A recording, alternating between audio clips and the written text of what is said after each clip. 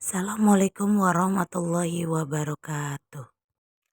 Berikut diseminasi aksi nyata modul 1.4 budaya positif sekolah.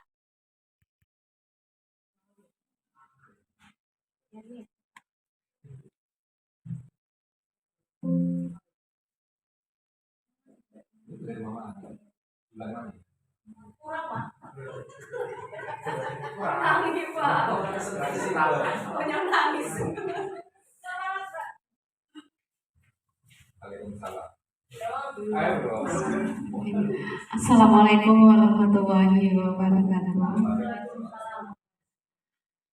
Terima kasih kepada teman-teman yang pagi hari ini telah datang mengikuti kegiatan diseminasi aksi nyata modul 1.4 budaya positif PGP Angkatan 8 Kota Tegal. Kali ini presentasi atau pemaparan diseminasi aksi nyata modul 1.4 budaya positif akan disampaikan oleh Ibu Ade Bibit. Kepadanya kami persilakan. Terima kasih. Bismillahirrahmanirrahim. Assalamualaikum warahmatullahi wabarakatuh. Gimana kabarnya Bapak Ibu semuanya? Alhamdulillah. Ya, tepuk semangat dulu ya, biar semangat ya. Tepuk semangat.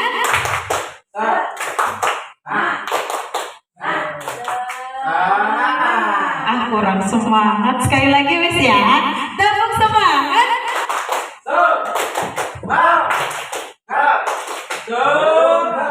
Alhamdulillah semuanya sudah semangat ya.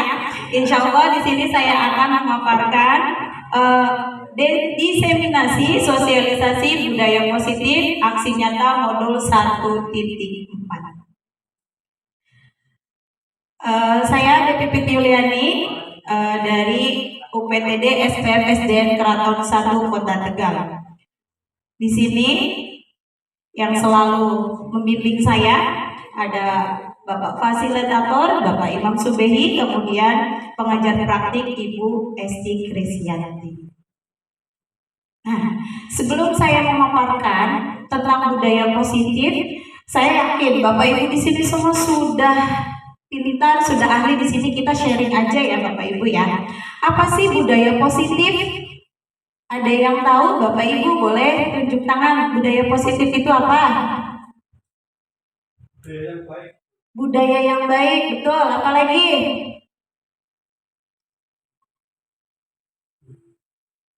Baik, kita lihat. Di sini budaya positif merupakan nilai-nilai keyakinan-keyakinan dan kebiasaan di sekolah yang berpihak pada murid agar murid dapat berkembang menjadi pribadi yang kritis, penuh hormat dan bertanggung jawab. Di sini arti dari budaya positif. Jadi memang kita itu harus menciptakan kebiasaan-kebiasaan budaya positif itu. Mulai dari 5S. Apa 5S? Senyum, salam, sapa, sopan, santun, ataupun kebiasaan-kebiasaan baik lainnya. Nah, di sini menurut Ki Hajar Dewantara mengumpamakan sekolah sebagai sebuah ladang tempat persemaian bibit agar bibit bisa berkembang secara maksimal. Maka petani dapat memperbaiki kondisi tanah, memelihara bibit tanaman, memberi pupuk dan air, membasmi ulat-ulat atau jamur-jamur yang mengganggu hidup bibit tanaman dan sebagainya. Sekolah diibaratkan sebagai tanah, tempat bercocok tanam, sehingga guru harus mengusahakan sekolah menjadi lingkungan yang menyenangkan, menjaga dan melindungi murid dari hal-hal yang tidak baik. Dengan demikian, karakter murid tumbuh dengan baik sesuai dengan profil pelajar Pancasila.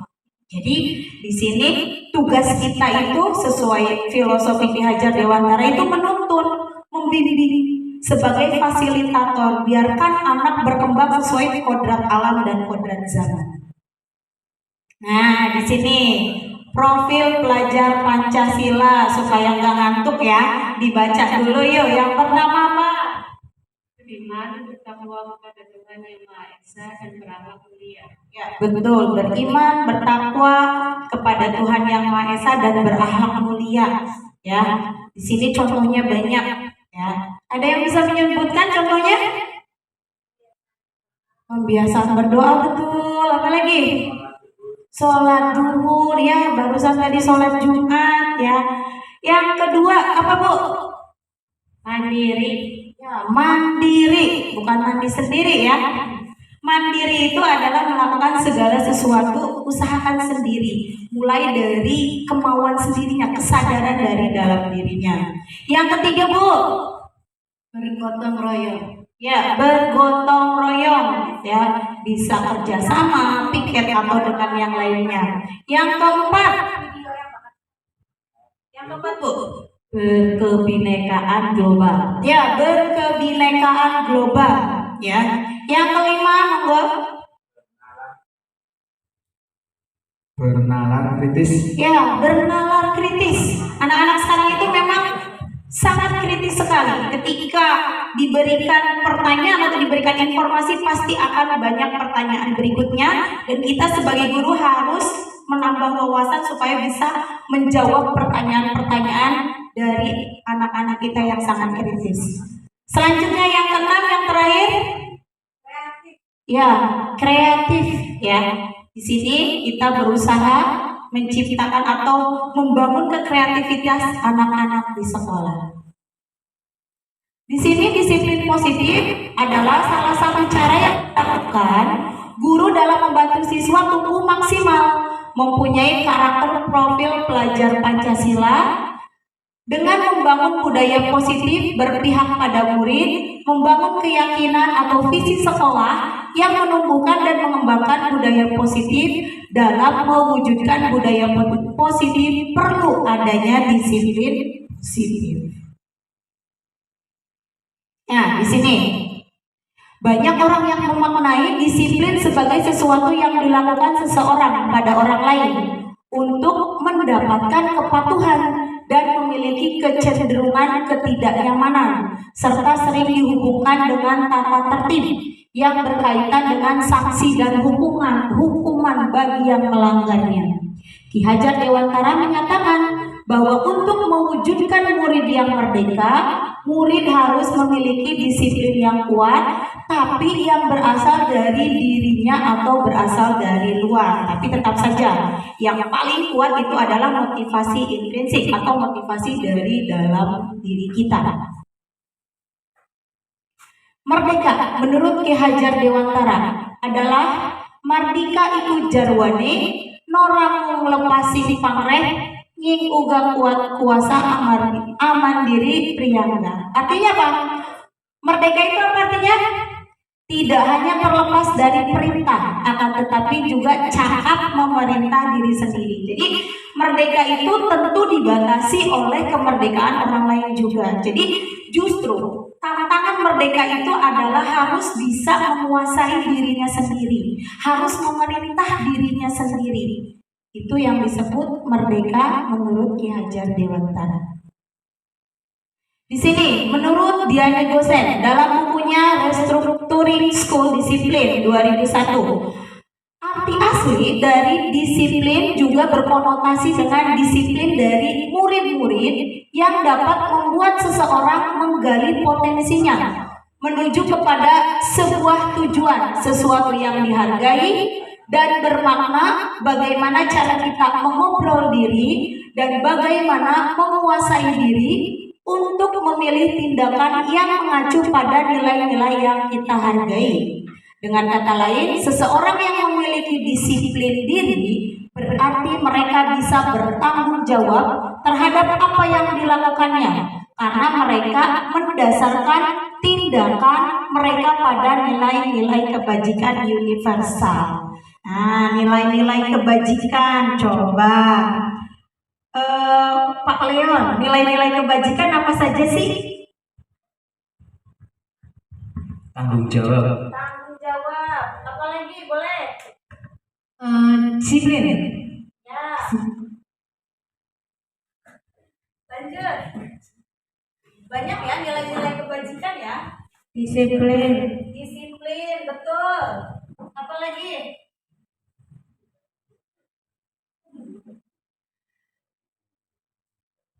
Gotong royong. Ya. Gotong royong, sangat banyak nilai-nilai kebajikan di dalam kehidupan kita. Nah, ini harusnya dipraktikkan oleh murid-murid kita. Selanjutnya, murid yang memiliki disiplin positif akan memiliki motivasi internal tadi, motivasi intrinsik yang tinggi dalam menguasai diri untuk melakukan tindakan yang sesuai dengan nilai-nilai kebajikan universal. Sebagai pendidik, tugasnya adalah membimbing tadi, menuntun siswa memiliki disiplin diri yang berasal dari dirinya sendiri. Siswa dalam melakukan disiplin positif tidak terlepas dari motivasi yang ingin dicapai oleh siswa itu sendiri. Nah, di sini ada 3 motivasi perilaku manusia. Yang pertama, itu untuk menghindari ketidaknyamanan atau hukuman. Coba berikan contohnya. Motivasi untuk menghindari ketidaknyamanan atau hukuman. Kira-kira contohnya seperti apa? Kalau ngerjain PR, ngerjain PR kan dihukum sama. Ya, itu salah satunya ya. Mengerjakan PR tapi motivasinya ya takut karena bu guru atau takut karena hukuman. Betul, itu adalah motivasi perilaku manusia yang pertama. Yang kedua, untuk mendapat imbalan atau penghargaan dari orang lain. Coba dijelaskan. Yang kedua, Pak. Contohnya. Untuk mendapatkan imbalan atau penghargaan dari orang lain biasanya Contoh perilakunya apa? mengerjakan sesuatu kemudian dapat imbalan dari gurunya. Ya, betul sekali. Terima kasih, tepuk tangan. Ya, di sini yang kedua motivasinya itu untuk mendapat imbalan. Jadi kalau ada hadiahnya dari bu guru atau dari orang lain, dia sangat semangat gitu melakukannya. Tapi ketika tidak ada, ujung-ujungnya tidak semangat untuk melakukan sesuatu. Yang ketiga, nah ini motivasi perilaku manusia yang hendaknya kita menuju ke arah sana untuk menjadi orang yang mereka inginkan dan menghargai diri sendiri dengan nilai-nilai yang mereka percaya. Ada yang bisa menyebutkan contohnya apa? Pak Sigit, monggo. Motivasi yang berawal yang berasal dari dalam diri. Ya, betul. Ini berarti sudah masuk fase di mana seseorang itu sudah punya motivasi yang memang berasal dari dalam diri untuk melakukan sesuatu tanpa paksaan dan tanpa. Iya. Betul. Tepuk tangan untuk Pak Sigit. Ya, di sini untuk motivasinya itu memang dari diri sendiri, ya. Bisa misalkan sholat dengan kesadaran. Nah, itu contoh perilaku manusia. Motivasi dari dalam diri sendiri. Dari ketiga motivasi dalam mewujudkan disiplin positif yang harus ditanamkan kepada murid kita adalah motivasi yang ketiga. Karena dengan memiliki motivasi tersebut, mereka memiliki motivasi intrinsik. Ini jangka panjang. Tadi kalau misalkan dengan hadiah atau dengan hukuman, biasanya sifatnya sementara. Ketika takut dihukum, ya dia rajin. Tapi ketika hukuman tidak ada, dia tidak akan rajin. Atau ketika ada hadiah, dia semangat. Ketika hadiahnya tidak ada, dia tidak bersemangat. Makanya di sini yang berdampak jangka panjang itu motivasi yang ketiga dari dalam diri kita, dari dalam diri murid, atau motivasi intrinsik. Tidak akan tidak akan terpengaruh mau itu ada hukuman atau ada hadiah, dia sudah melakukannya sesuai dengan keinginannya sendiri, motivasi intrinsiknya. Selanjutnya keyakinan kelas. Di sini salah satu disiplin positif yang bisa kita terapkan dalam membangun budaya positif di sekolah yaitu dengan membuat keyakinan kelas. Nih berhubungan dengan tahun ajaran baru ya Bapak Ibu. Di sini kenapa sih keyakinan kelas? Ya, Kenapa tidak peraturan kelas? Nah, ada yang bisa jawab. Kenapa harus keyakinan kelas? Kenapa tidak peraturan kelas? Ada yang bisa menjawab? Di sini? Ya, boleh Pak. Kalau menurut saya peraturan itu baku ya, artinya matok sudah diciptakan oleh gurunya atau dari lembaga ya, itu peraturan dan tidak bisa dirubah. Kalau misalkan dirubah itu ada jangkanya. Tapi kalau keyakinan kelas itu diciptakan bersama-sama oleh seluruh kesepakatan bersama-sama oleh siswa dan oleh guru begitu. Terima kasih, tepuk tangan dong untuk Pak Alimi. Ya, betul sekali. Di sini kenapa sih harus keyakinan kelas? Karena ini melibatkan murid dan kesepakatan gurunya untuk menyadarkan muridnya agar berperilakunya sesuai keyakinan kelas. Kalau peraturan saja itu sudah ditetapkan, tidak ada keterikatan batinnya, tidak ada bertanggung jawab dari si anaknya, karena sudah ada kok aturannya, paling dapat sanksi gitu kan. Tapi kalau sudah keyakinan kelas itu akan mengarah ke kesadaran siswa itu sendiri. Perumpamaan, ketika di sini penggunaan helm pada saat mengendarai kendaraan roda 2. Di sini juga ketika menggunakan helm mungkin ada motivasi intrinsik, ada motivasi ekstrinsik. Kalau dari dalam kesadaran, mungkin si pengendara mengendarai helm itu untuk apa? Untuk keselamatan. Tapi kalau dari luar itu takut ditilang, ya, ditilang Pak polisi. Nah itu sifatnya itu sementara. Kalau nggak ada polisi, cuek aja nggak pakai helm. Tapi kalau dengan kesadaran kita untuk keselamatan dari dalam diri kita sendiri, mau ada polisi, mau nggak ada polisi, mau di jalan raya, mau di jalan kecil, tetap untuk keamanan kita menggunakan helm. Nah di sini mengapa kita balik lagi contohnya tadi menggunakan helm. Nah sama di sini keyakinan kelas juga, ya, ketika peraturan itu belum bisa menyentuh anak untuk melakukannya karena anak tidak terlibat dalam membuat peraturan tersebut. Kalau dengan keyakinan kelas itu ada kesepakatan, ada tanggung jawab dari anak untuk melaksanakan keyakinan kelas karena memang dibuat secara bersama-sama. Di sini ada pembentukan keyakinan kelas. Keyakinan kelas bersifat abstrak daripada peraturan lebih rinci dan konkret. Kalau peraturan sudah jelas ya, biasanya diterapkan oleh lembaga atau guru. Keyakinan kelas berupa pernyataan-pernyataan universal. Pernyataan keyakinan kelas senantiasa dibuat dalam bentuk positif. Keyakinan kelas hendaknya tidak terlalu banyak sehingga mudah diingat dan dipahami oleh semua warga kelas. Keyakinan kelas sebaiknya sesuatu yang dapat diterapkan di lingkungan tersebut. Semua warga kelas hendaknya ikut berkontribusi dalam pembuatan keyakinan kelas lewat kegiatan curah pendapat. Mungkin kemarin sempat ngobrol ya dengan salah satu bapak atau ibu guru, beda ketika kita membuat keyakinan kelas tinggi dan kelas rendah. Ketika tingkat SMP atau tingkat SMA yang sudah lebih mandiri mungkin bisa dengan cara diskusi atau kelas tinggi SD ya 4, 5, 6. Tapi ketika kelas 1, 2, 3 perlu keaktifan gurunya untuk memancing ya, untuk berdiskusi supaya anak mengeluarkan pendapat-pendapatnya membuat keyakinan kelas. Nah, di sini dalam menciptakan budaya positif berupa disiplin positif, perlu proses dalam menjalankannya. Karena kita pastinya dihadapkan dengan berbagai situasi karakteristik siswa yang beraneka ragam. Di sini ada 5 kebutuhan dasar manusia. Yang pertama, cinta dan kasih sayang, atau ini kebutuhan untuk diterima. Yang kedua, kebutuhan bertahan hidup. Yang ketiga, penguasaan atau kebutuhan pengakuan atas kemampuan. Yang keempat, kebebasan, kebutuhan akan pilihan.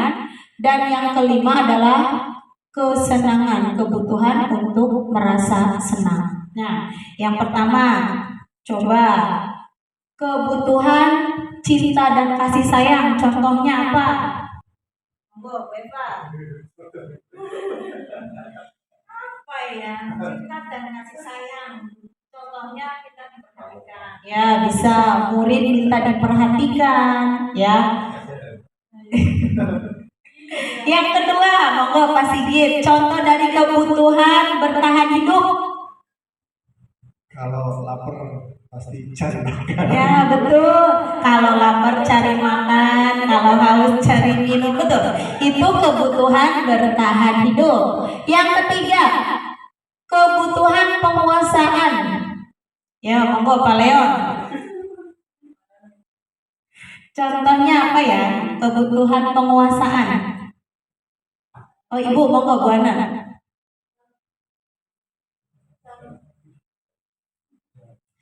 Contoh kebutuhan akan penguasaan itu misalnya kita diberi apresiasi terhadap prestasi yang sudah kita miliki seperti itu. Ya, betul. Tepuk tangan dong buat Bu Ana.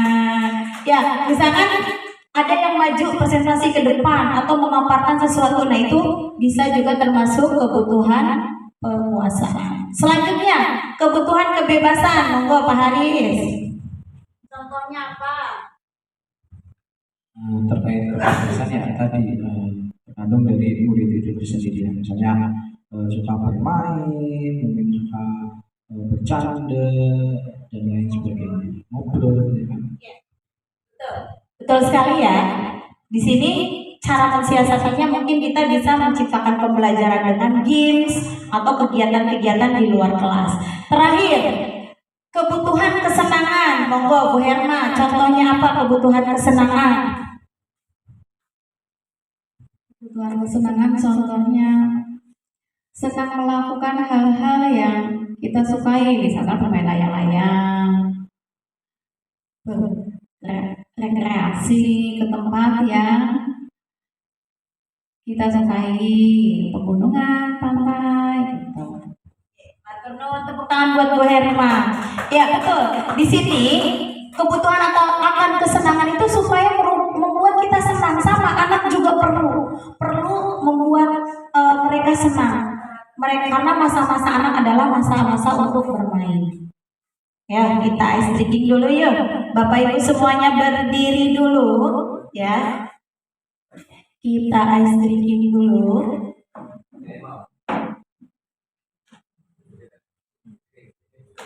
Diikuti gerakannya ya.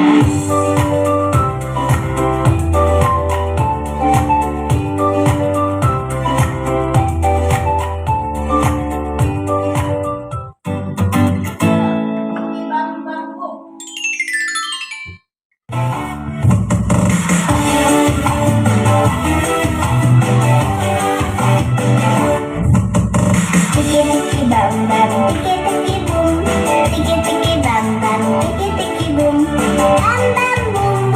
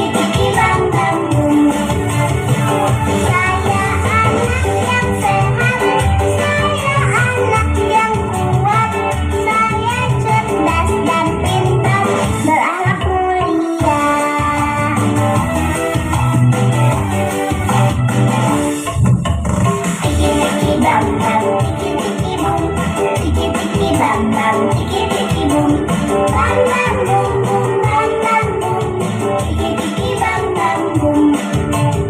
Tiki bang bang boom.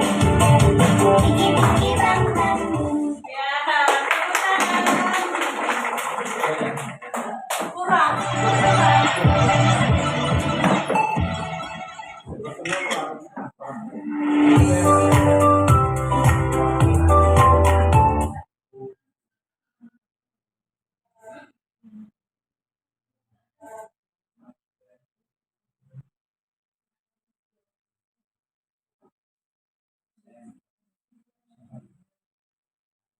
Ya, tadi sedikit sebentar ya, karena tadi sudah pada ngantuk. Baik, kita lanjut lagi. Di sini ada peran pendidik. Nah, kita sebagai Bapak Ibu guru adalah peran kita di sini sebagai pendidik. Tujuan kita adalah menciptakan anak-anak yang memiliki disiplin diri sehingga mereka bisa berperilaku dengan mengacu pada nilai-nilai kebajikan universal dan memiliki motivasi intrinsik bukan ekstrinsik. Jadi tadi balik lagi ya, kita sebagai guru menuntun, membimbing, menciptakan motivasi di dalam diri anak. Jadi motivasinya itu dari dalam diri, motivasi intrinsik, bukan motivasi ekstrinsik atau dari luar. Karena kalau dari luar itu sifatnya hanya sementara. Dalam menjalankan peraturan ataupun keyakinan kelas atau sekolah, bila mana ada suatu pelanggaran, tentunya sesuatu harus terjadi. Untuk itu, kita perlu meninjau ulang tindakan penegakan peraturan atau keyakinan kelas atau sekolah kita selama ini. Jadi berkaitan juga dengan visi prakarsa perubahan. Ya, di sini visi kita seperti apa nanti ditularkan kepada guru-guru lain di sekolah kita. Nah, di sini ada 5 posisi kontrol guru. Ada penghukum, pembuat rasa bersalah, teman, pemantau, dan manajer. Mungkin dulu ya, sebelum kita mempelajari modul di guru penggerak itu rata-rata kita posisinya sebagai penghukum atau sebagai pembuat rasa bersalah atau sebagai teman. Nah, di sini nanti kita pelajari lebih lanjut. Penghukum ya.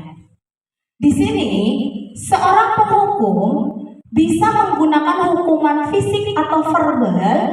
Orang-orang yang menjalankan posisi menghukum senantiasa mengatakan bahwa sekolah memerlukan sistem atau alat yang dapat lebih menekan murid-murid lebih dalam lagi. Biasanya guru-guru yang menerapkan posisi penghukum itu akan selalu berkatanya itu nada tinggi, menghardik, ya. Patuhi aturan saya. Awas ya, jadi ada nada-nada mengancam.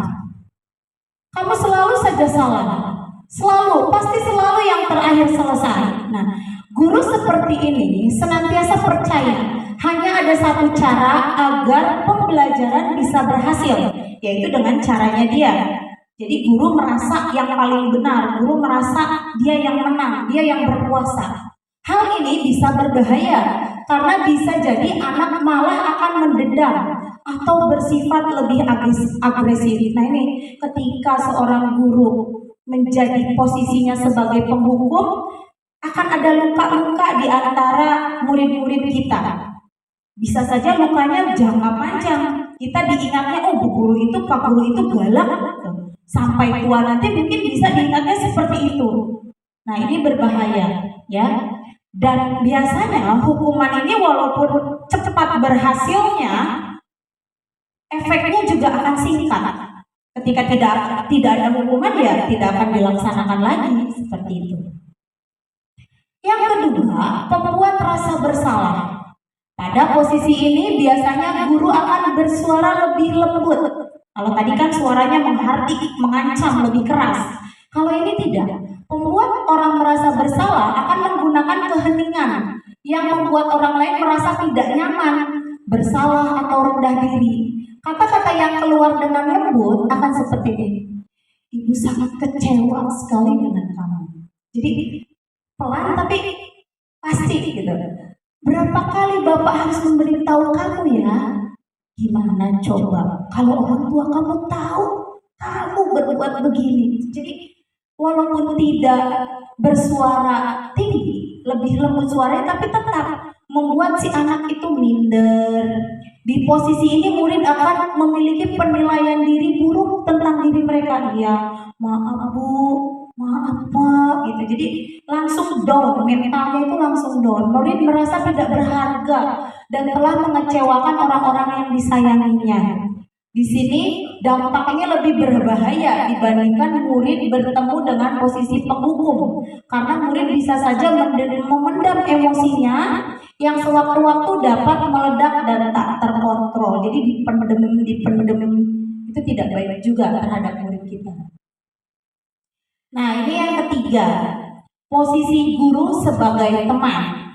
Guru pada posisi ini tidak akan menyakiti murid, namun akan tetap berupaya mengontrol murid melalui persuasi. Posisi teman pada guru bisa negatif ataupun positif.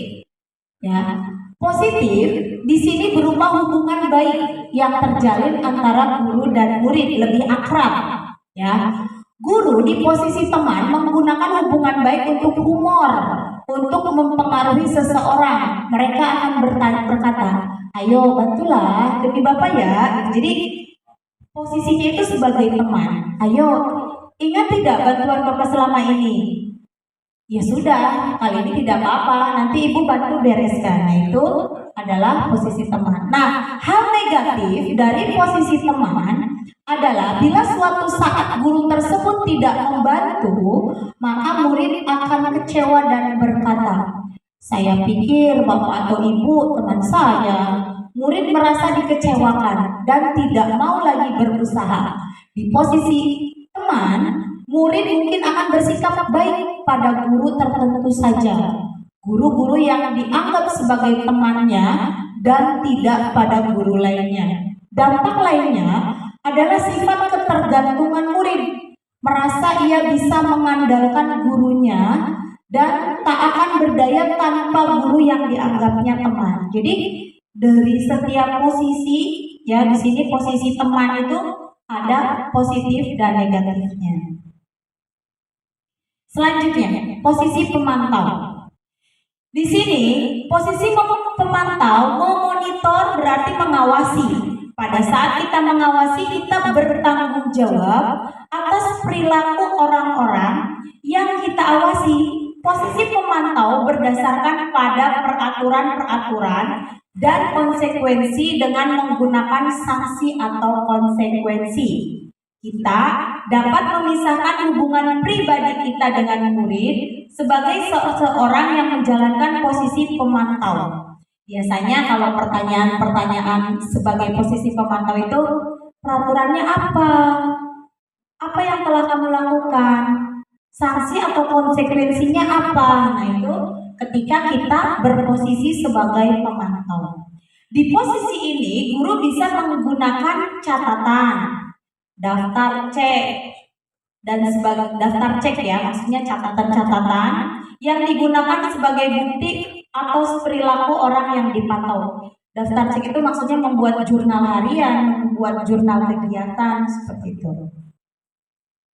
Nah, ini posisi yang diharapkan kita semua menuju ke arah sini, walaupun mungkin belum semua, tapi setidaknya kita menuju ke arah sini. Ya, posisi manajer, di posisi ini seorang guru akan berkolaborasi dengan murid, memberi ruang pada murid untuk mempertanggungjawabkan perilakunya, mendidik murid menemukan solusi atas permasalahannya sendiri.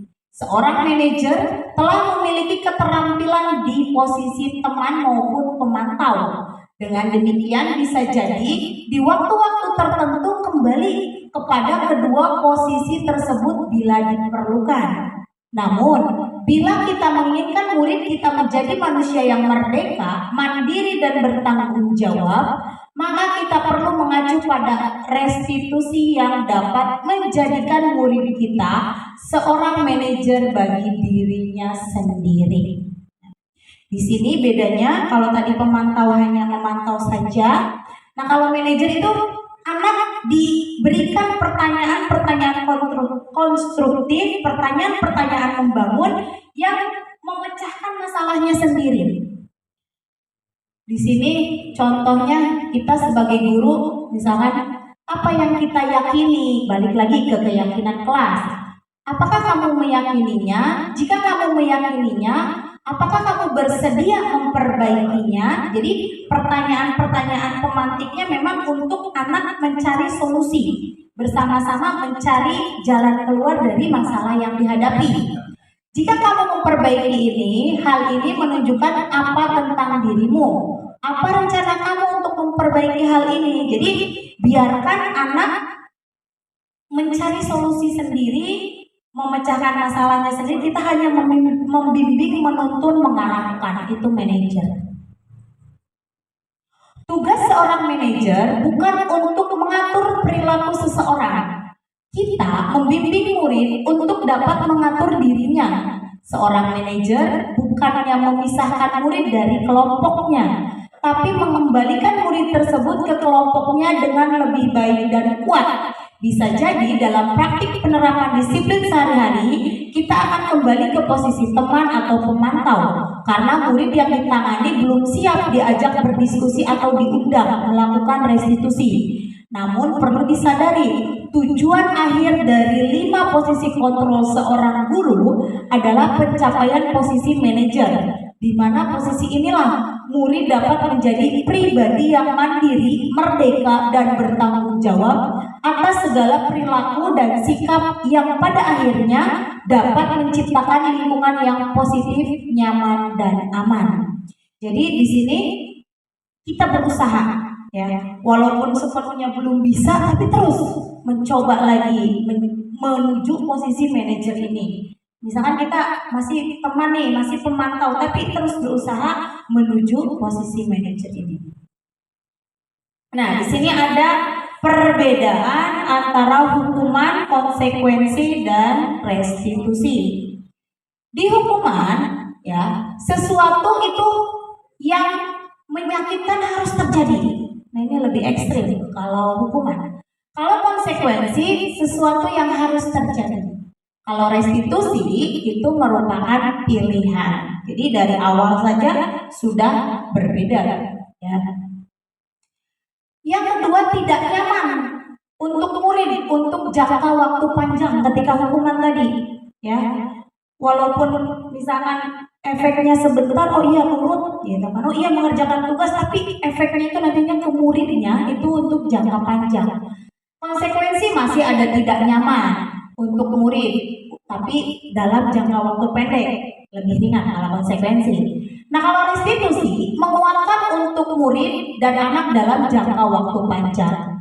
Kemudian korbannya nih ketika dihukum mendapatkan keadilan. Kalau konsekuensi korban bisa diabaikan. Nah, kalau restitusi itu mendapatkan ganti. Maksudnya mendapatkan ganti itu berubah dari yang tadinya anak tidak baik berusaha menjadi pribadi yang lebih baik kalau di restitusi. Kemudian murid atau anak akan tersakiti kalau dihukuman. Kalau di konsekuensi, penguatan hanya bertahan dalam jangka waktu pendek. Kalau di restitusi itu masalah akan terpecahkan. Jadi tadi mencari solusi, ya, mencari jalan keluar. Di hukuman, ya, sistem tidak akan berjalan bila murid tidak takut. Gak berlaku kalau muridnya pembangkang segala macam, ya. Nah, kalau di konsekuensi memerlukan monitoring dan supervisi terus-menerus dari guru. Itu harus terus dipantau.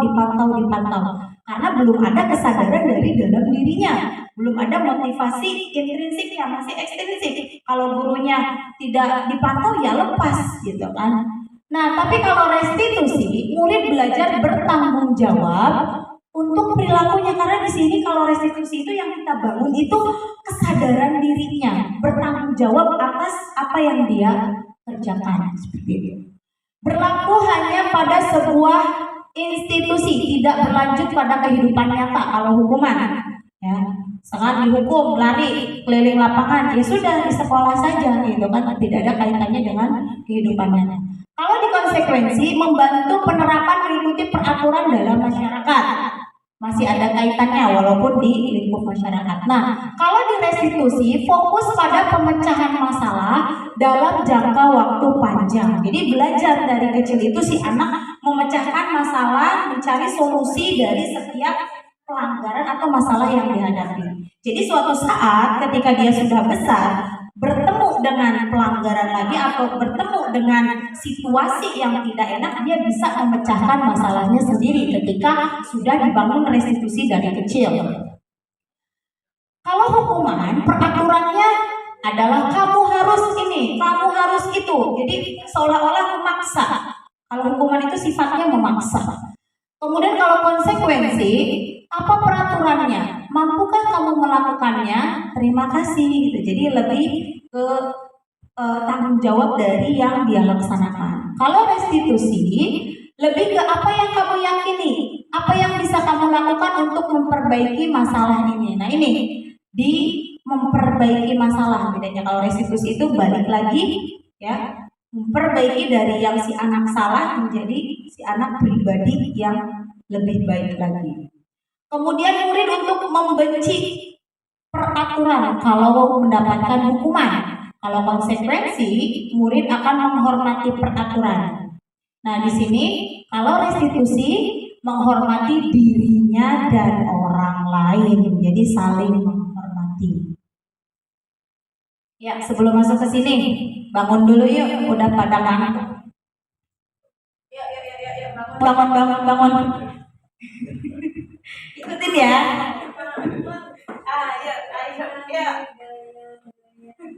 Ayo. Kepala pundak ya. Kepala pundak lutut kaki kepala pundak lutut kaki kepala pundak lutut dan kaki kepala pundak lutut kaki. Ayo. Sekarang saya nggak ini, Ibu bergerak sendiri. Saya hanya menyebutkan. Langsung digerakkan ya, saya tidak mengikuti. Ya. Kepala, pundak, lutut, kaki, kepala, pundak, lutut, kaki, kepala, pundak, lutut, kaki, kepala, pundak, lutut, kaki.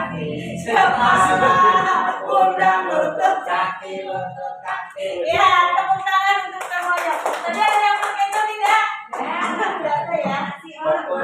Masih fokus. Terima kasih. Baik, terima kasih sudah masih fokus ya. Nah, balik lagi ke sini ya. Di sini restitusi bersifat tidak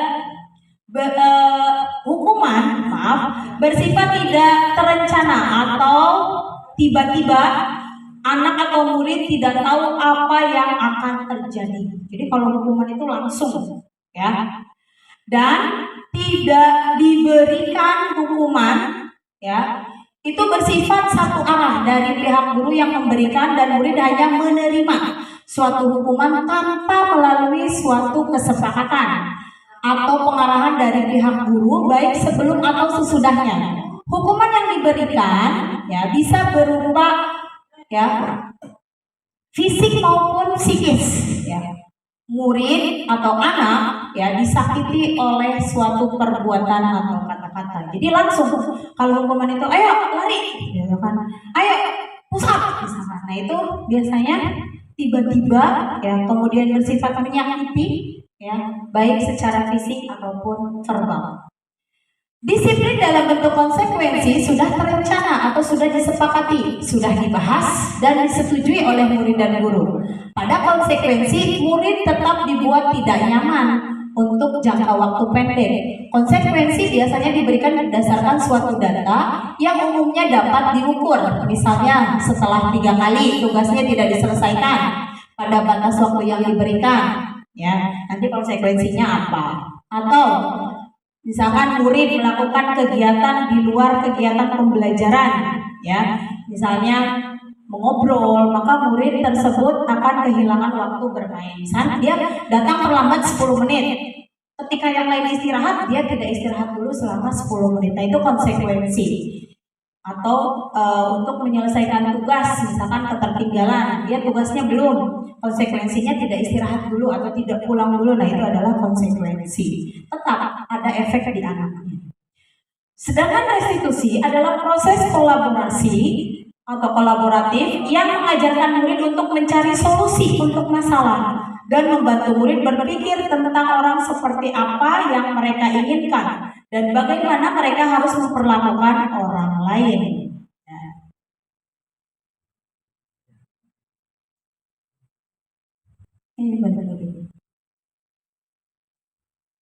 Nah, di sini ada ciri-ciri restitusi. Restitusi bukan untuk menebus kesalahan, namun untuk belajar dari kesalahan. Ketika murid belajar dari kesalahan untuk menjadi lebih baik untuk masa depan mereka, mereka akan mendapatkan pelajaran yang mereka bisa pakai, harus menerima di masa depan, menjadi orang yang lebih baik. Restitusi memperbaiki hubungan. Ya, di sini memperbaiki hubungan dan memperkuat proses menciptakan kondisi yang aman bagi murid untuk menjadi jujur pada diri mereka sendiri dan memperluas dampak dari tindakan mereka pada orang lain. Restitusi adalah tawaran, bukan paksaan. Tadi kalau hukuman itu paksaan, kalau restitusi itu tawaran. Restitusi yang dipaksa bukanlah restitusi yang sebenarnya, tapi konsekuensi. Oleh karena itu penting bagi guru untuk menciptakan kondisi yang membuat murid bersedia menyelesaikan masalah dari berbuat lebih baik lagi dengan berkata, tidak apa-apa kok berbuat salah, itu manusiawi. Semua orang pasti pernah berbuat salah. Di sini pembicaraan bersifat tawaran bukan paksaan. Jadi restitusi itu kan dari menstabilkan identitas, ya, distabilkan dulu nih anaknya, baru kita masuk ke validasi pernyataan yang salah. Restitusi menuntut untuk melihat ke dalam diri. Dalam proses restitusi kita akan melihat adanya ketidakselarasan antara tindakan murid yang berbuat salah, ya, keyakinan mereka tentang orang seperti apa yang mereka inginkan. Restitusi mencari kebutuhan dasar yang mendasari tindakan untuk berpindah dan evaluasi diri ke restitusi diri. Penting bagi murid untuk memahami dampak dari tindakannya pada orang lain. Restitusi adalah cara paling baik untuk murid mengubah kebiasaan yang kecenderungannya untuk mengomentari orang lain. Ya. Dr. William Glasser menyatakan orang yang bahagia akan mengevaluasi diri sendiri. Orang yang tidak bahagia akan mengevaluasi orang lain. Ya.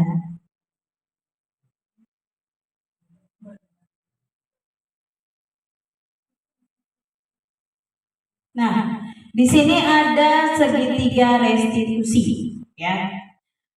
Menstabilkan identitas itu paling dasar, ya.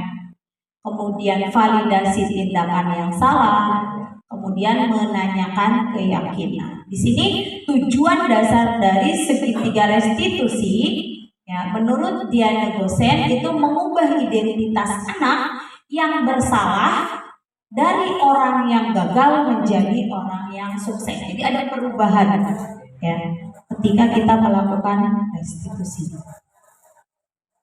Di sini menstabilkan identitas, bagian dasar dari segitiga restitusi, mengubah identitas anak dari orang yang gagal karena melakukan kesalahan menjadi orang yang sukses. Ya.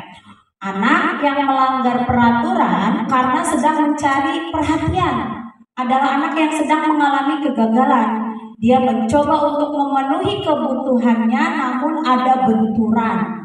Kalau kita mengkritik, maka kita akan tetap membuatnya dalam posisi gagal. Karena kita ingin menjadi, tapi kalau kita ingin menjadi reflektif, maka kita harus meyakinkan anak dengan mengatakan kalimat-kalimat menstabilkan identitas. Banyak contoh kalimatnya. Berbuat salah itu tidak apa-apa, tidak ada manusia yang sempurna. Saya juga pernah melakukan kesalahan seperti itu. Kita bisa menyelesaikan ini. Bapak atau ibu tidak tertarik mencari siapa yang salah, tapi bapak atau ibu ingin mencari solusi dari permasalahan. Kamu berhak merasa begitu. Apakah kamu sedang menjadi teman yang baik buat dirimu sendiri? Nah, itu adalah kata-kata menstabilkan identitas. Kalau kita mengatakan kalimat-kalimat di atas akan sangat sulit, bahkan hampir tidak mungkin buat anak untuk tetap membangkang. Jadi si anak itu sudah stabil dulu, ya. Para guru yang bertugas mengawasi anak-anak saat mereka bermain di halaman sekolah menyatakan bahwa bila mereka mengatakan kalimat tersebut yang mungkin hanya butuh 30 detik, tapi bisa mengubah situasi yang sulit menjadi kooperatif. Yang kedua, validasi tindakan yang salah. Setiap tindakan kita dilakukan dengan suatu tujuan, yaitu memenuhi kebutuhan dasar. Tadi 5 kebutuhan dasar, ya. Kalimat-kalimat di bawah ini bila dikatakan dengan nada tanpa menghakimi akan memvalidasi kebutuhan mereka. Ya, jadi kata-katanya pun tidak boleh menghakimi, tidak keras. Padahal kamu bisa melakukannya lebih buruk dari ini ya. Kamu pasti punya alasan mengapa melakukan hal itu. Kamu patut bangga pada dirimu sendiri karena kamu telah melindungi sesuatu yang penting buatmu. Kamu boleh mempertahankan sikap itu, tapi kamu harus menambahkan sikap yang baru. Nah, di sini ketika guru memvalidasi sikap yang tidak baik, ya, yang bertentangan dengan aturan yang ada, sebetulnya tujuannya untuk menunjukkan bahwa guru memahami alasan yang diperbuat oleh murid. Sebuah pelanggaran seringkali memenuhi kebutuhan anak, ya, walaupun seringkali bertabrakan dengan kebutuhan orang lain, ya. Kebutuhan kasih sayang diterima, kalau ditolak misalkan anak yang sedang berbuat salah, kita tetap menjadi bagian dari masalah. Tapi kalau memahami dulu nih alasannya, baru kita validasi kesalahannya untuk dicarikan solusi. Nah, ini yang tahap yang penting juga dari keterkaitan segitiga restitusi, menanyakan keyakinan. Ketika identitas sukses telah tercapai, tadi stabilkan dulu si anak, ya. Kemudian tingkah laku yang salah telah divalidasi, sudah tahu nih salahnya ini, gitu kan. Maka anak-anak akan siap untuk dihubungkan dengan nilai-nilai yang dia percaya, baru berpindah dari orang yang mereka inginkan, dari orang yang salah menjadi orang yang lebih baik. Nah, pertanyaan-pertanyaannya bisa, apa yang kita percaya sebagai kelas, ya, atau keluarga, apa keyakinan di kelas kita, ya, apa nilai-nilai umum yang telah disepakati, apa bayangan kita tentang kelas yang ideal. Jadi menuju ke arah yang lebih baiknya. Kamu mau jadi orang yang seperti apa? Itu bisa pertanyaan-pertanyaan pemantik atau yang membangun, mencari solusi terhadap diri anak. Nah, di sini saya kemarin mencoba menerapkan demonstrasi konstekstual, ya, penerapan segitiga restitusi. Ada 2 skenario. Di sini kasus 1, murid saya Zafran, siswa kelas 3 SD Keraton 1, beberapa hari terakhir selalu datang terlambat ke kelas. Ketika pembelajaran sudah dimulai, Zafran baru masuk ke kelas. Ketika pembelajaran selesai, Bu Ade memanggil Zafran untuk mengklarifikasi.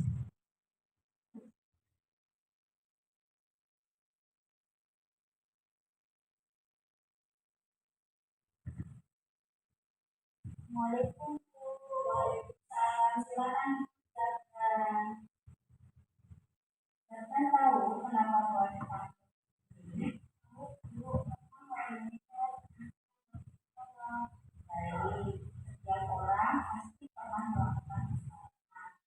Nah, ini mulai menstabilkan identitas. Kalau boleh tahu, alasannya Zafran ini memvalidasi kesalahan. menanyakan kesalahan. Berapa kilometer jarak dari rumah ke sekolah? Lumayan jauh ya, 3 kilometer. Kira-kira apa solusinya menurut Nah, ketika menanyakan solusi berarti kita masuk ke menanyakan keyakinan.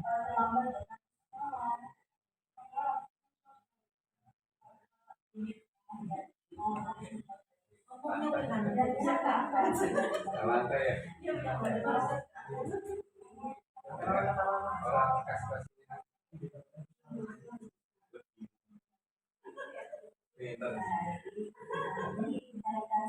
Sama-sama ya. Nah, setelah pulang sekolah ini nanti ibu akan jalan muridnya, nanti ibu akan jalan muridnya untuk memperbaiki kebiasaan supaya kedepannya tidak terlambat.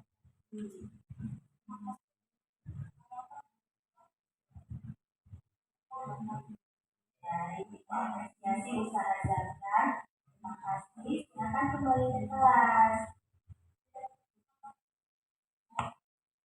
Sama, waalaikumsalam.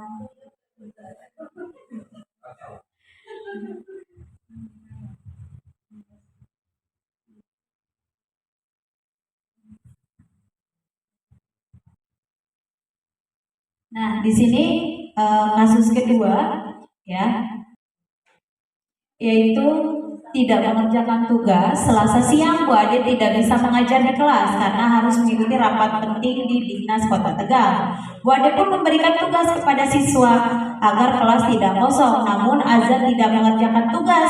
Ia malah tiduran di meja dan akhirnya justru tidur sungguhan. Akhirnya saat pengumpulan tugas, Azan tidak mengumpulkannya. Keesokan harinya, saat mengoreksi tugas, Bu Ade menemukan satu anak yang tidak mengerjakan tugas, yakni Azza. Padahal berdasarkan buku presensi atau buku absen, hari itu Azza masuk sekolah. Saat istirahat, Bu Ade pun memanggil Azza untuk klarifikasi.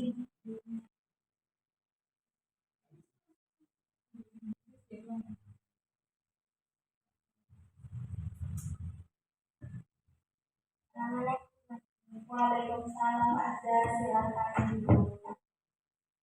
Ada tahu kenapa Bu Ade panggil ini? Ini ketiga menstabilkan anak. Jadi juga pernah melakukan hal. Kira-kira kalau Bu Ade boleh tahu apa alasannya Anda tidak mengumpulkan tugas? Ini memvalidasi tindakan yang salah. Pasti ada alasannya.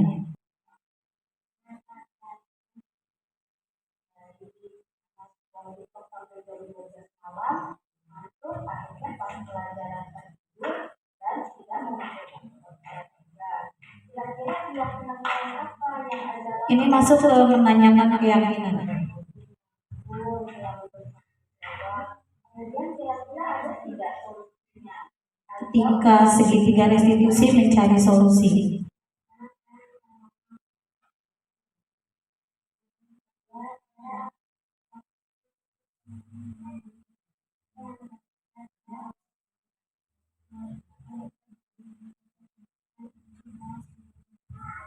Baik, ibu apresiasi ya usaha dari Anda dan kedepannya tidak terulang lagi dan besok terima kasih Aza, silakan kembali ke kelas.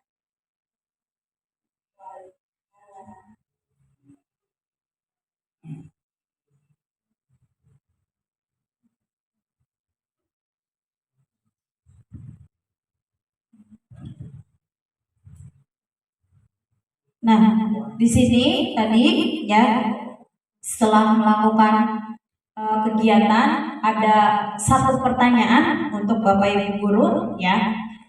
Sini ada pertanyaan reflektif, apa yang harus dilakukan oleh guru untuk membangun budaya positif sekolah? Boleh ditulis ya Bapak Ibu, nanti ditempel.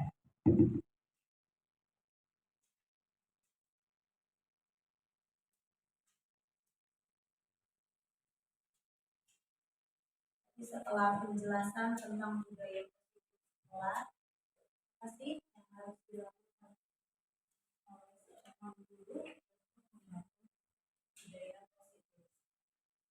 Silakan ditulis, kemudian nanti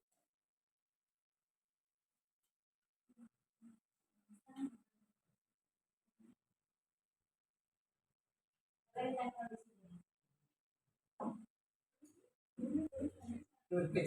di sini.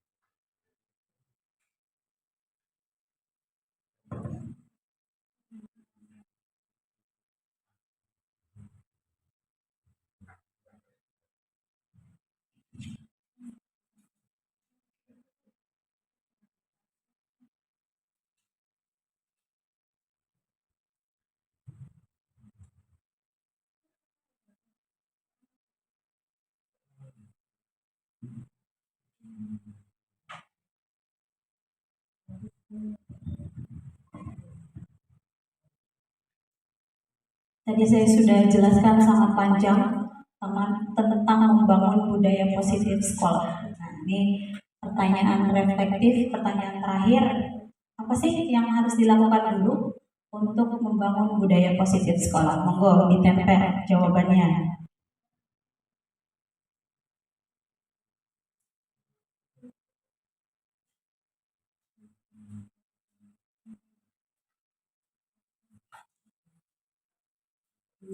Ya, terima kasih.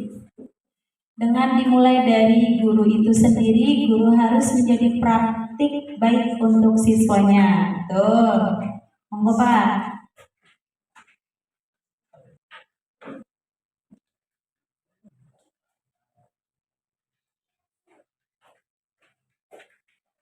Menerapkan disiplin positif, betul.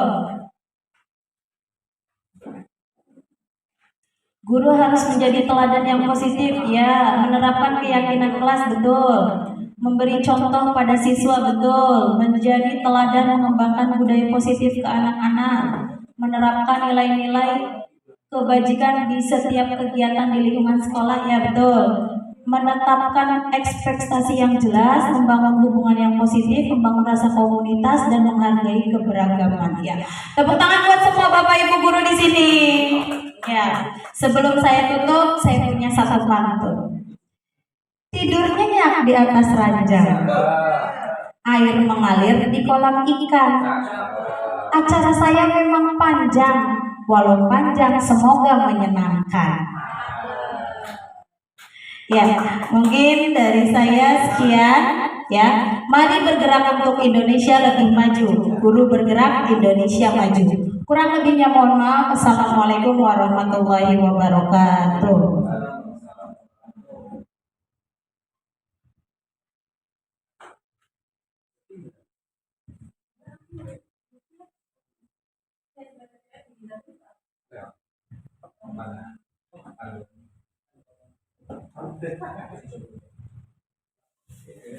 Terima kasih kepada Bu Ade Pipit yang memaparkan tentang budaya positif.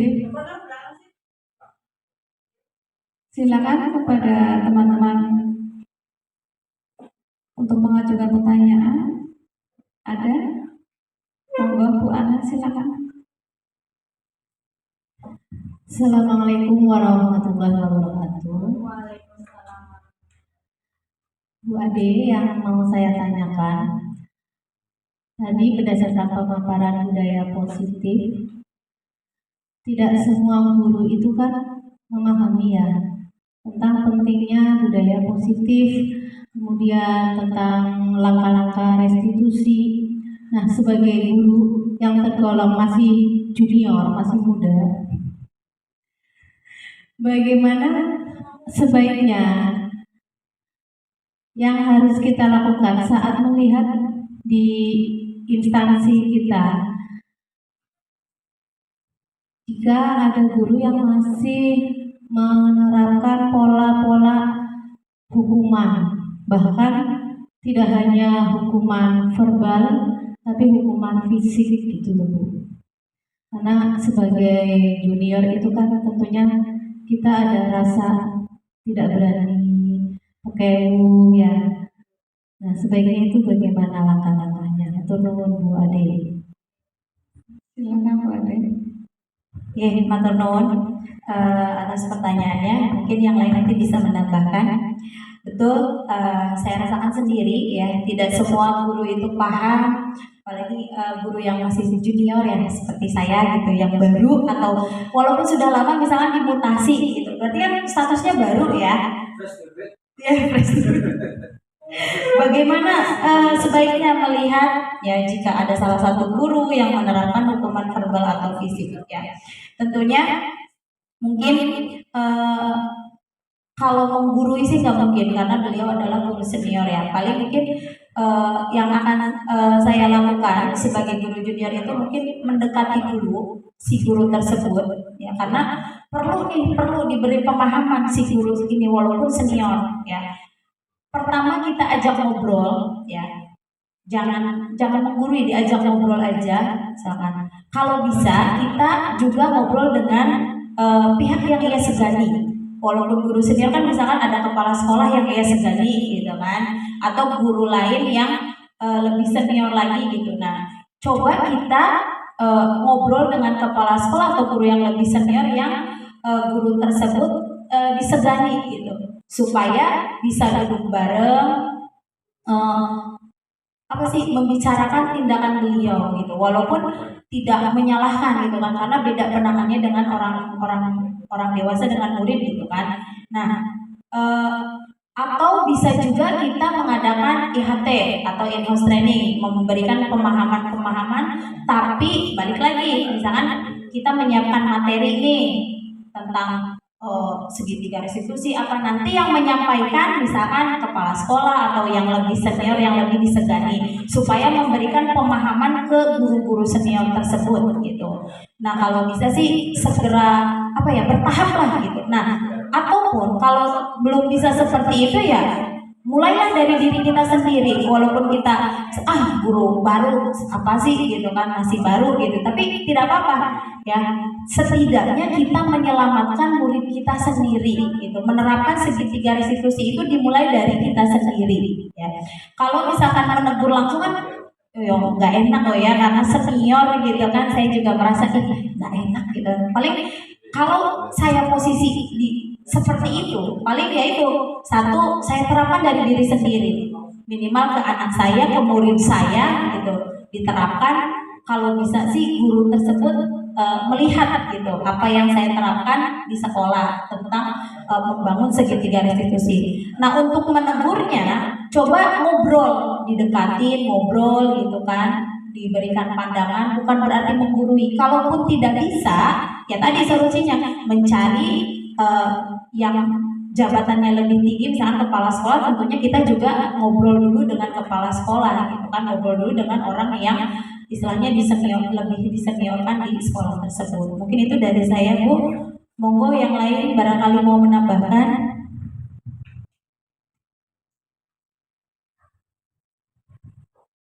Cukup, Bu Ana.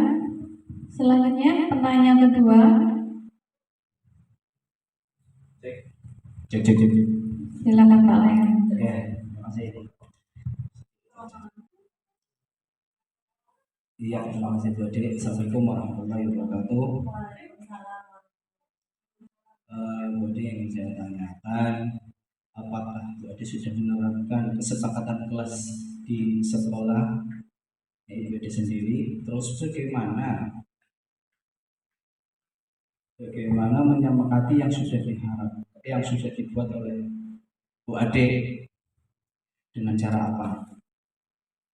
Atau hanya menyepakati apa yang sudah diharapkan Ibu Ade saja ditulis seperti tadi kita di awal itu, kita sudah membuat kesepakatan. Jadi kan sebetulnya nilai membuat kesepakatan sebenarnya kan harus didasari dengan kesadaran kolektif ya, antara guru dan siswa. Belum ada apa-apa tuh kosong. Apakah Ibu Ade itu dalam membuat kesepakatan kelas itu sudah ada, tinggal menambahkan saja, atau yang sudah ada tinggal guru mengarahkan supaya anak-anak menyepakati apa yang sudah dibuat oleh ibu guru? Kan seperti itu. Jadi jangan sampai kita itu mau membuat kesepakatan itu sebenarnya kepemilikan ya Bu, kepemilikan terhadap kesepakatan yang sudah kita buat. Jangan sampai kesepakatannya ibu dipaksakan untuk menyepakati apa yang anak-anak diidamkan yang diharapkan oleh ibu itu sendiri. Kemudian yang kedua ini masalah apa ya, restitusi. Seefektivitas apakah segitiga restitusi itu dalam menyelesaikan masalah anak nakal? Misalkan ada batasan teguran atau menerapkan 3 restitusi itu berapa kali? Misalkan dia sudah dibimbing dengan secara restitusi itu berkali-kali, 3 kali masih mengulangi lagi. Tindakan apa lagi kalau sudah 3 restitusi, sudah menjalankan restitusi itu tapi belum bisa berubah siswa itu. Kemudian misalkan kenakalannya itu di luar batas, bahkan hampir ke tindakan-tindakan yang menjurus ke pidana. Kita kan sering lihat menjumpai berita-berita, apalagi tadi saya pernah melihat berita ya, membakar sekolahan itu kan sudah tindakan pidana. Mungkin dengan penerapan restitusi itu apakah efektif, ataukah kita sebagai guru tidak boleh memberikan hukuman? Karena saya sendiri sebetulnya tidak begitu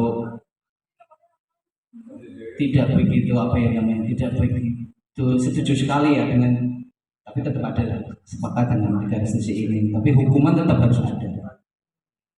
Nah itu tadi yang saya tanyakan, bagaimana penerapan ibu barangkali kalau menjumpai kasus yang kenakalannya itu di kelas itu melebihi kenakalan anak pada umumnya. Saya pernah menjumpai juga itu di tempat saya yang lama, dan berhasil dengan metode saya memberikan bukan saya yang memberikan, justru orang tuanya memberi hukuman. Kenakalannya itu mencuri uang sampai semua kelas dicuri, satu kelas itu dicuri pada satu upacara. Kemudian anak itu bolos upacara, alasannya sakit. Ternyata setelah istirahat uang satu kelas itu hilang semua. Itu kan kenakalan yang sudah di luar batas anak-anak tentunya. Tapi memang kenyataan itu ada. Panggil orang tuanya, pendekatan secara keluargaan, kemudian orang tuanya dinilai polisi. Orang tuanya ya sudah nggak apa-apa, nanti saya bina anak saya perempuan ini. Tidak berangkat sampai 1 minggu, dan akhirnya setelah berangkat dia juga sadar. Akhirnya sampai sekarang anak itu juga mampu, maksudnya tidak malu, malah pinter, malah kategorinya pinter, dan karakternya juga sudah baik lagi sebetulnya gitu. Jadi saya tidak tidak mengadrestimasikan hukuman ya. Hukuman itu sebetulnya tidak apa-apa sih menurut saya pribadi. Hukuman itu tidak apa-apa, asalkan hukuman itu bisa membuat efek jerah yang bisa membentuk karakter dia. Mungkin itu saja Pak. Baik, matur nuwun Pak Leon atas pertanyaannya. Yang saya jawab yang pertama dulu, sudahkah saya menerapkan kesepakatan kelas ya, bagaimana caranya, dengan cara apa? Ya, jujur sebelum saya mengikuti guru penggerak saya belum menerapkan kesepakatan kelas sebelumnya. Nah, ketika saya mengenal penerapan kelas, keyakinan kelas di akhir-akhir semester 2 ini saya mencoba ke anak. Di situ saya karena anak kelas 3 ya, jadi nggak bisa diskusi kayak gini, enggak, cuman dikasih kertas, pakai pertanyaan pemantik Pak.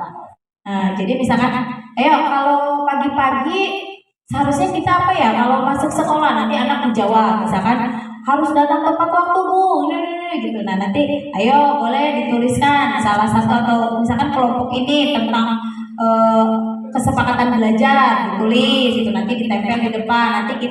Nanti tetap saya yang mengarahkan Pak, karena masih kelas bawah ya. Iya, karena saya menerapkannya itu di kelas 3, kelas bawah, jadi tetap saya yang mengarahkan. Walaupun tidak full saya yang menentukan dari A sampai Z, enggak. Cuman saya lewat pertanyaan-pertanyaan pemantik gitu. Terus kalau lagi belajar harusnya seperti apa ya gitu. Nanti nanti anak menjawab gitu. Jadi itu kesepakatan kelas yang saya buat, memang belum paten misalkan dibuat poster seperti itu belum, tapi tetap ditempel pakai voice note seperti ini.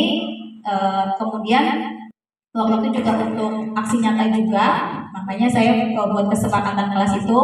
Nah setelah itu baru saya tuliskan di buku, belum sempat saya tempel di kelas, tapi sudah pernah saya terapkan walaupun belum maksimal. Nah inginnya sih ke depannya, mumpung ini tahun ajaran baru gitu kan, kita buat kesepakatan kelas itu di awal, keyakinan kelas itu di awal, nanti kita buat sedemikian rupa, kita tempel, jadi anak-anak benar-benar ingat dan diterapkan dalam kehidupan sehari-hari. Mungkin itu Pak Leon untuk pertanyaan pertama. Untuk pertanyaan kedua, di sini restitusi, seefektivitas apakah menyelesaikan? Misalkan sudah berapa kali, sudah dibimbing, sudah diulang-ulang, ternyata tindakannya diulangi lagi, bahkan tadi ya sampai yang mencuri gitu kan. Nah, kalau seefektivitas apa mungkin saya juga belum bisa menjawab ya Pak, ngapunten, karena memang saya juga baru belajar gitu kan. Saya mengenal restitusi itu ya sekarang di guru penggerak, karena sebelumnya sama seperti Pak Leon atau guru lainnya. Saya juga dulu posisinya pernah sebagai penghukum, kadang pembuat merasa bersalah, kadang pemantau, kadang teman gitu kan. Tapi tujuannya sama, merubah anak dari posisi tidak baik menjadi posisi yang baik. Nah, untuk kasus untuk misalkan pencurian gitu kan, seperti yang Pak Leon katakan itu pakai pihak orang tua, memang betul. Ketika saya juga pernah di sekolah yang dulu itu namanya Rinjani, anak perempuan waktu sudah kelas 6. Waktu itu saya menjadi wali kelas 6. Sebelum saya pindah ke Kota Tegal, saya dulu pernah mengabdi di SDIT di daerah Bekasi. Saya mengajar di sana kurang lebih 10 tahun ya, baru saya pindah ke Tegal sini 3 tahun ya. Jadi saya juga di sana menjadi guru swasta, salah satu SDIT di Kota Bekasi, SDIT Al-Fatah. Saya pernah mengajar dari kelas 1, 2, 3, 4, 5, 6, sudah pernah saya rasakan. Nah ketika saya menjadi wali kelas 6, namanya Rinjan itu sama, dia itu klepto ya, suka mengambil barang teman gitu kan. Orang tuanya udah nangis, jadi itu memang yang saya alami, kita masukan dari guru-guru itu memang dia dari dulu ternyata dari kelas 1, dari kelas 2 nanti berhenti gitu kan, karena mungkin ada efek jerak dari tindakan si guru, tapi nanti muncul lagi di kelas 4. Ketika ganti guru kelas 5 berhenti lagi. Nah ketika saya menjadi wali kelasnya itu terulang kembali. Waktu itu ada acara di masjid, kalau di swasta kan ada sholat duha gitu kan. Kemudian ada waktu itu mengundang tahfiz Quran yang tampil di RCTI itu ke sekolah gitu kan. Sedang acara itu dia sama pura-pura sakit gitu kan, ke kelas. Ketika selesai acara hilanglah uang salah satu temannya. Kalau ini nggak semua gitu kan, tapi pasti mengarah ke anak itu karena nggak ada lagi yang izin gitu kan. Sangat susah saya tabayun, dipanggil orang tuanya gitu kan.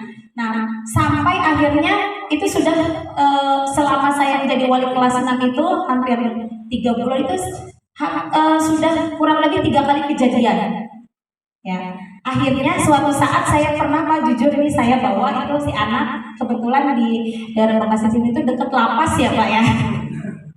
Jujur saya bawa ini anak iya jujur Pak, saya bawa ini sering jadi naik motor, ayo ibu mau kemana, ibu mau kemana, udah diam, ayo ikut sama ibu. Walaupun saya nggak nada marah, saya bonceng sampai ke depan lapas, bener ya, tengok kemana sebentar lagi, sampai itu bener tulisannya lapas gitu kan, penjara gitu. Terus saya lihat, mau kamu lihat, kalau kamu mencuri, kalau kamu masuk situ orang tua kamu nggak bisa nengok sendiri. Nah setelah itu orang tuanya bilang ke saya ya, alhamdulillah katanya ada perubahan, mudah-mudahan kedepannya sih terus seperti itu. Mungkin itu dari saya Pak, sedikit. Matur nuwun. Assalamualaikum warahmatullahi wabarakatuh. Terima kasih kepada Ibu RDPP yang telah mempresentasikan diseminasi aksi nyata modul 1.4 budaya positif. Semoga apa yang disampaikan Ibu ADPP dapat manfaat bagi kita semua. Amin. Sekian Bapak Ibu presentasi hari ini. Saya moderator minta maaf jika ada salah kata. Wabillahi taufiq wal hidayah. Wassalamualaikum warahmatullahi wabarakatuh. Waalaikumsalam.